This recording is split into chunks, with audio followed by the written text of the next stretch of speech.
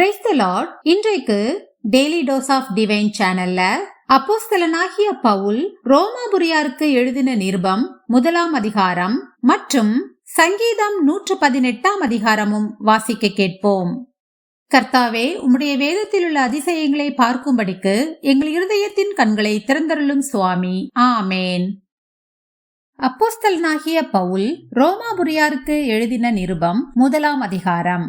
இயேசு கிறிஸ்துவின் ஊழியக்காரனும் அப்போஸ்தலனாகும்படி அழைக்கப்பட்டவனும் தேவனுடைய சுவிசேஷத்திற்காக பிரித்தெடுக்கப்பட்டவனுமாகிய பவுல், ரோமாபுரியிலுள்ள தேவ பிரியரும் பரிசுத்தவான்களாகும்படி அழைக்கப்பட்டவர்களுமாகிய அனைவருக்கும் எழுதுகிறதாவது: நம்முடைய பிதாவாகிய தேவனாலும் கர்த்தராகிய இயேசு கிறிஸ்துவினாலும் உங்களுக்கு கிருபையும் சமாதானமும் உண்டாவதாக. இயேசு கிறிஸ்துவை குறித்து தேவன் தம்முடைய தீர்க்கதரிசிகள் மூலமாய் பரிசுத்த வேதாகமங்களில் முன்னே தம்முடைய சுவிசேஷத்தை பற்றி வாக்குத்தத்தம் பண்ணினபடி, கர்த்தராகிய இயேசு கிறிஸ்துவானவர் மாம்சத்தின்படி தாவீதின் சந்ததியில் பிறந்தவரும் பரிசுத்தமுள்ள ஆவியின்படி தேவனுடைய சுதன் என்று மரித்தோரிலிருந்து உயிர் தெழுந்ததினாலே பலமாய் ரூபிக்கப்பட்ட தேவகுமாரனுமாயிருக்கிறார். அவர் சகல ஜாதிகளையும் அவர்களுக்குள் இயேசு கிறிஸ்துவினால் அழைக்கப்பட்டவர்களாகிய உங்களையும் தமது நாமத்தின் நிமித்தம் விசுவாசத்துக்கு கீழ்ப்படிய பண்ணும் பொருட்டு எங்களுக்கு கிருபையையும் அப்போஸ்தல ஊழியத்தையும் அருளி செய்திருக்கிறார். உங்கள் விசுவாசம் உலகமெங்கும் பிரசித்தமாகிறபடியினாலே முதலாவது நான் உங்கள் எல்லாருக்காகவும் இயேசு கிறிஸ்து மூலமாய் என் தேவனை ஸ்தோத்தரிக்கிறேன். நான் ஜெபம் பண்ணும் போதெல்லாம் இடைவிடாமல் உங்களை நினைத்து கொண்டிருக்கிறதை குறித்து தமது குமாரனுடைய சுவிசேஷத்தினாலே என் ஆவியோடு நான் சேவிக்கிற தேவன் எனக்கு சாட்சியாயிருக்கிறார். நீங்கள் ஸ்திரப்படுவதற்காக ஆவிக்குரிய சில வரங்களை உங்களுக்கு கொடுக்கும்படிக்கும் உங்களிலும் என்னிலும் உள்ள விசுவாசத்தினால் உங்களோட கூட நானும் ஆறுதல் அடையும்படிக்கும் உங்களை காண வாஞ்சையா இருக்கிறபடியினாலே எவ்விதத்திலாவது நான் உங்களிடத்தில் வருகிறதற்கு தேவனுடைய சித்தத்தினாலே எனக்கு நல்ல பிரயாணம் சீக்கிரத்தில் கிடைக்க வேண்டுமென்று வேண்டிக் கொள்ளுகிறேன். சகோதரரே, புறஜாதிகளான மற்றவர்களுக்குள்ளே நான் பலனை அடைந்தது போல உங்களுக்குள்ளும் சில பலனை அடையும்படிக்கு உங்களிடத்தில் வர பலமுறை யோசனையாயிருந்தேன். ஆயினும் இதுவரைக்கும் எனக்கு தடையுண்டாயிற்று என்று நீங்கள் அறியாதிருக்க எனக்கு மனதில்லை. கிரேக்கருக்கும் மற்ற அந்நியர்களுக்கும் ஞானிகளுக்கும் மூடருக்கும் நான் கடனாளியாயிருக்கிறேன். ஆகையால் ரோமாபுரியில் இருக்கிற உங்களுக்கும் என்னால் இயன்ற மட்டும் சுவிசேஷத்தை பிரசங்கிக்க விரும்புகிறேன். கிறிஸ்துவின் சுவிசேஷத்தை குறித்து நான் வெட்கப்படேன். முன்பு யூதரிலும் பின்பு கிரேக்கரிலும் விசுவாசிக்கிறவன் எவனோ அவனுக்கு ரட்சிப்பு உண்டாவதற்கு அது தேவ பலனாயிருக்கிறது. விசுவாசத்தினாலே நீதிமான் பிழைப்பான் என்று எழுதியிருக்கிறபடி விசுவாசத்தினால் உண்டாகும் தேவ நீதி விசுவாசத்திற்கென்று அந்த சுவிசேஷத்தினால் வெளிப்படுத்தப்படுகிறது. சத்தியத்தை அநியாயத்தினாலே அடக்கி வைக்கிற மனுஷருடைய எல்லாவித அவபக்திக்கும் அநியாயத்துக்கும் விரோதமாய் தேவ கோபம் வானத்திலிருந்து வெளிப்படுத்தப்பட்டிருக்கிறது. தேவனை குறித்து அறியப்படுவது அவர்களுக்குள்ளே வெளிப்பட்டிருக்கிறது. தேவனே அதை அவர்களுக்கு வெளிப்படுத்தியிருக்கிறார். எப்படி என்றால், காணப்படாதவைகளாகிய அவருடைய நித்திய வல்லமை, தேவத்துவம் என்பவைகள் உண்டாக்கப்பட்டிருக்கிறவைகளினாலே உலகம் உண்டானது முதற்கொண்டு தெளிவாய் காணப்படும். ஆதலால் அவர்கள் போக்கு சொல்ல இடமில்லை. அவர்கள் தேவனை அறிந்தும் அவரை தேவனென்று மகிமைப்படுத்தாமலும் ஸ்தோத்திரியாமலும் இருந்து தங்கள் சிந்தனைகளினாலே வீணரானார்கள். உணர்வில்லாத அவர்களுடைய இருதயம் இருளடைந்தது. அவர்கள் தங்களை ஞானிகள் என்று சொல்லியும் பைத்தியக்காரராகி அழிவில்லாத தேவனுடைய மகிமையை அழிவுள்ள மனுஷர்கள், பறவைகள், மிருகங்கள், ஊரும் பிராணிகள் ஆகிய இவைகளுடைய ரூபங்களுக்கு ஒப்பாக மாற்றினார்கள். இது நிமித்தம் அவர்கள் தங்கள் இருதயத்தில் உள்ள இச்சைகளினாலே ஒருவரோடொருவர் தங்கள் சரீரங்களை அவமானப்படுத்தத்தக்கதாக தேவன் அவர்களை அசுத்தத்திற்கு ஒப்பு கொடுத்தார். தேவனுடைய சத்தியத்தை அவர்கள் பொய்யாக மாற்றி சிருஷ்டிகரை தொழுது சேவியாமல் சிருஷ்டியை தொழுது சேவித்தார்கள்.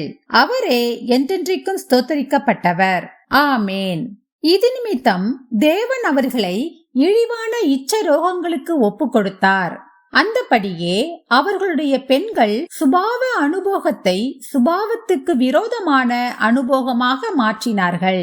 அப்படியே ஆண்களும் பெண்களை சுபாவப்படி அனுபவியாமல் ஒருவர் மேல் ஒருவர் விரக தாபத்தினாலே பொங்கி ஆணோடே ஆண் அவலட்சணமானதை நடப்பித்து தங்கள் தப்பிதத்திற்கு தகுதியான பலனை தங்களுக்குள் அடைந்தார்கள். தேவனை அறியும் அறிவை பற்றி கொண்டிருக்க அவர்களுக்கு மனதில்லாதிருந்தபடியால் தகாதவைகளை செய்யும்படி தேவன் அவர்களை கேடான சிந்தைக்கு ஒப்பு கொடுத்தார்.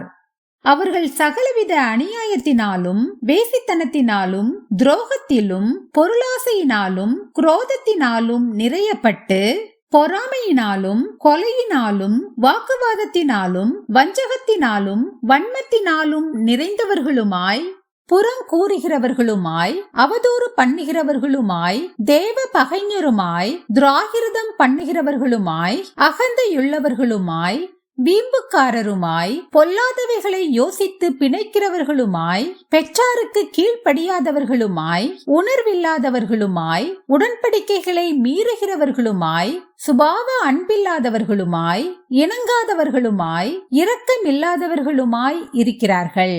இப்படிப்பட்டவைகளை செய்கிறவர்கள் மரணத்திற்கு பாத்திரராய் இருக்கிறார்கள் என்று தேவன் தீர்மானித்த நீதியான தீர்ப்பை அவர்கள் அறிந்திருந்தும் அவைகளை தாங்களே செய்கிறதுமல்லாமல் அவைகளை செய்கிற மற்றவர்களிடத்தில் பிரியப்படுகிறவர்களுமாய் இருக்கிறார்கள். சங்கீதம் 118 அதிகாரம். கர்த்தரை துதியுங்கள், அவர் நல்லவர், அவர் கிருபை என்றும் உள்ளது, அவர் கிருபை என்றும் உள்ளதென்று இஸ்ரவேல் சொல்வதாக. அவர் கிருபை என்றும் உள்ளதென்று ஆரோனின் குடும்பத்தார் சொல்வார்களாக. அவர் கிருபை என்றும் உள்ளதென்று கர்த்தருக்கு பயப்படுகிறவர்கள் சொல்வார்களாக. நெருக்கத்திலிருந்து கர்த்தரை நோக்கி கூப்பிட்டேன். கர்த்தர் என்னை கேட்டருளி விசாலத்திலே வைத்தார். கர்த்தர் என் பட்சத்தில் இருக்கிறார், நான் பயப்படேன். மனுஷன் எனக்கு என்ன செய்வான்? எனக்கு அனுகூலம் பண்ணுகிறவர்கள் நடுவில் கர்த்தர் என் பட்சத்தில் இருக்கிறார். என் சத்துருக்களில் சரிக்கட்டுதலை காண்பேன்.